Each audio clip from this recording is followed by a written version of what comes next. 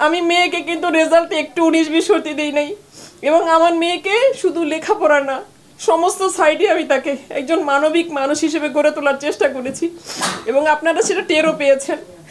আজকে আমি আমার মেয়েকে হারিয়েছি। আমার একটা মাত্র ছেলে আছে, হাজব্যান্ডও নাই, মেয়েও নাই। আমি আশা করব এই বিচারটা যেন সঠিকভাবে আমি পাই। যেদিন এই বিচারটা সঠিকভাবে পাবো সেদিনও তো আমার আত্মা একটু ঠান্ডা হবে, কারণ আমার মেয়ের খুব শখ ছিল আমার মেয়ে ম্যাজিস্ট্রেট হবে।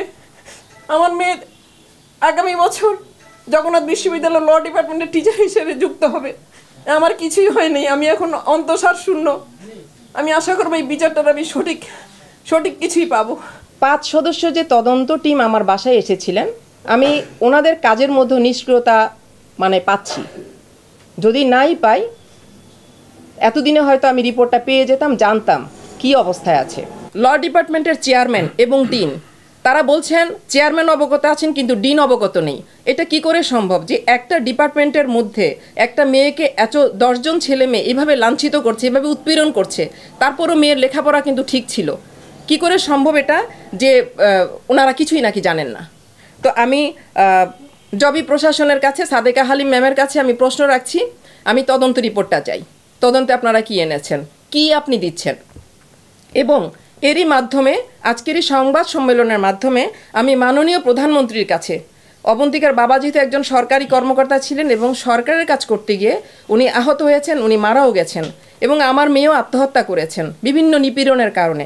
আমি মাননীয় প্রধানমন্ত্রীর কাছে বিনীত এবং আকুল আবেদন জানাচ্ছি এই বিষয়টি যেন তিনি দেখভাল করেন। তদন্তের অগ্রগতির জন্য কোনো কিছু উনি চেষ্টা করছেন না।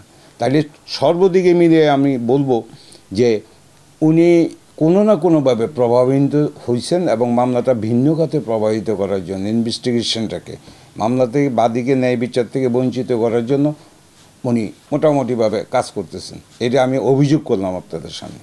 এখন উনি তো আর শেষ কথা নয়, এখন রাষ্ট্র বা ডিপার্টমেন্ট বা আজকে যে ইনভেস্টিগেশন অথরিটি ন্যায় বিচারের স্বার্থে এই মামলার সঠিক বিচার পাওয়ার জন্য সঠিক কোনো তদন্তের ব্যবস্থা করবেন, এটা আমি আশাবাদ ব্যক্ত করতেছি।